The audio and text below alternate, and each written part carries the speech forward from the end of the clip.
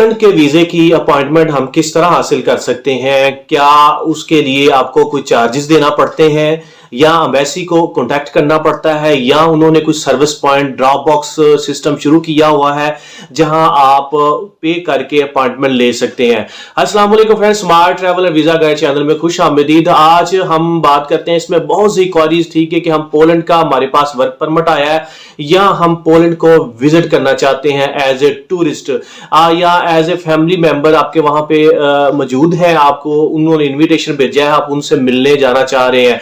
इस हवाले से हमें अपॉइंटमेंट दरकार है, अपॉइंटमेंट की जरूरत है, जल्दी और इमीडिएटेड बेसिस पे हमें अपॉइंटमेंट चाहिए। ये बहुत सी क्वारीज होती हैं, इसके वाले हम आपसे एक वीडियो ऑलरेडी भी बना चुके हैं। अब हम दोबारा इसके ऊपर डिटेल में अपडेट आपको करते हैं। सबसे पहले अगर बात करें कि पोलैंड की अपॉइंटमेंट किस तरह मिलती है, क्या एम्बेसी खुद देती है या ड्रॉप बॉक्स है या कोई इस तरह किसी फर्म को हायर किया है या पैसे कितने चार्जेस लगते हैं, उसमें सबसे पहले ये बात यह है कि एम्बेसी आपको खुद अपॉइंटमेंट देती है। जी हाँ दोस्तों, इसकी फीस कोई फीस नहीं, कोई वीजा फीस नहीं, कोई सॉरी अपॉइंटमेंट फीस नहीं, इसके कोई चार्जेस नहीं होते। आपको एम्बेसी ने कोई किसी को डेजिग्नेट या उन्होंने नहीं किया कि आप इस ड्रॉप बॉक्स में या इनकी सर्विसेज हासिल कर सकते हैं, जैसा कि कुछ कंट्रीज लाइक स्पेन हो गया, फ्रांस हो गया या कुछ बाकी जो कंट्रीज हैं, उन्होंने किसी न किसी की किसी को हायर किया है या उनसे एग्रीमेंट है, लाइक AGS हो गया फ्रांस का या BLS वगैरह हो गया या इस तरह करके जो दूसरी कंट्रीज की हैं। और लेकिन जो पोलैंड है उनको ऐसा सच नहीं है, वो इंडिपेंडेंटली डायरेक्टली खुद ही जो कैंडिडेट्स होते हैं उनसे कम्युनिकेट करते हैं और उनको अपॉइंटमेंट वगैरह अलाट करते हैं।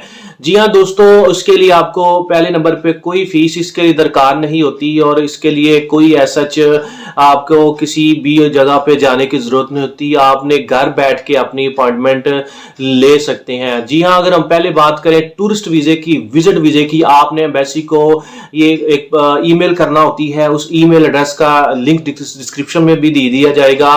ईमेल करना होती है, जब ईमेल करते हैं आपने उनको मेंशन करना होता है कि आप इस डेट को जाना चाह रहे हैं।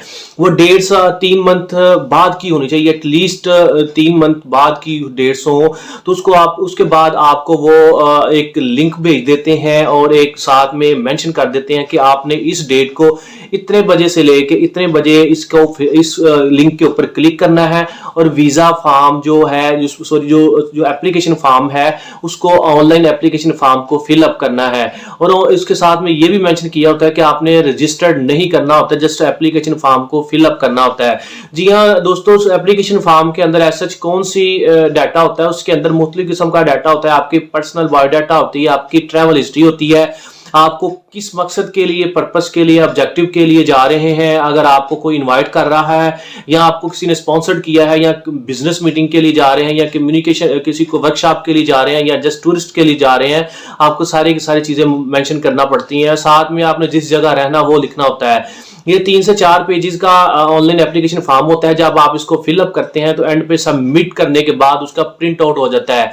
उस प्रिंट आउट को आपने दोबारा एम्बेसी को रीसेंड करना होता है। जब एम्बेसी को रीसेंड करते हैं तो कुछ दिन के बाद आपको वो एक अपॉइंटमेंट दे देते हैं। वो अपॉइंटमेंट मोस्टली 2.5 से 3 मंथ बाद की होती है। वो उन्होंने एवरेज तकरीबन 2.5 से 3 मंथ बाद की ही होती है। अगर आज आप फॉर्म को सबमिट करते हैं तो आपको 3 माह या 2.5 से 3 माह बाद का टाइम मिलेगा।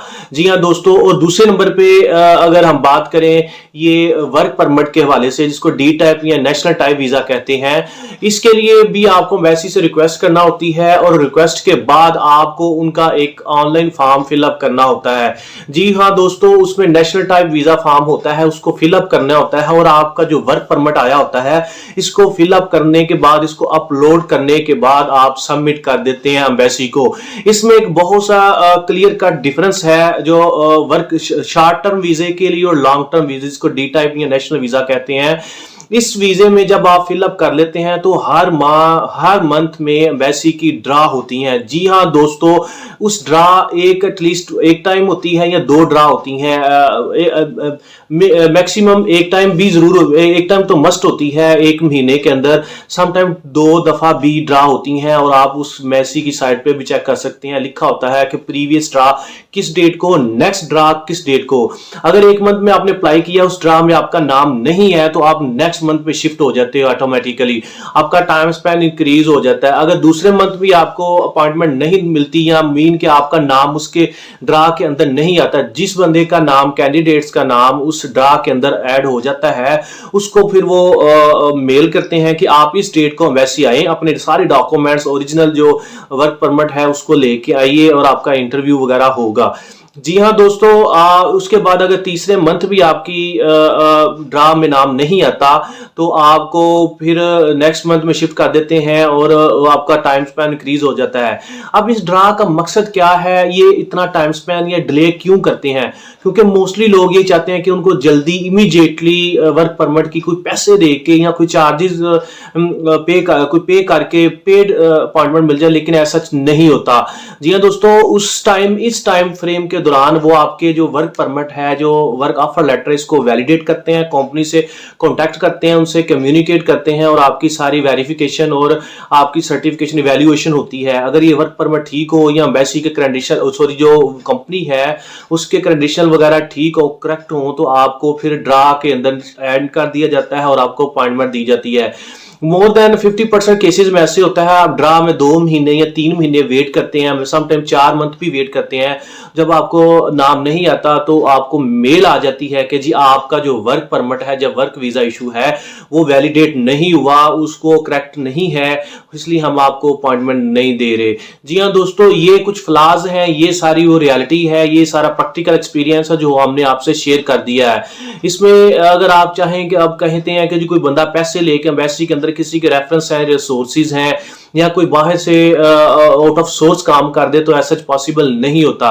जी हाँ दोस्तों, आपको खुद या किसी की हेल्प लेकर आपको एम्बेसी अप्लाई करना होता है, उनको रिक्वेस्ट करनी होती है, उस बेस पे आपको वर्क परमिट की अपॉइंटमेंट मिल जाती है या टूरिस्ट वीजा की मिल जाती है। वर्क परमिट के ऊपर चांसेस होते हैं रिजेक्शन के, बहुत ज्यादा चांसेस हैं कि आपकी अपॉइंटमेंट ना मिले, आपको वीजा जो वर्क परमिट वो भी रिजेक्ट कर दें।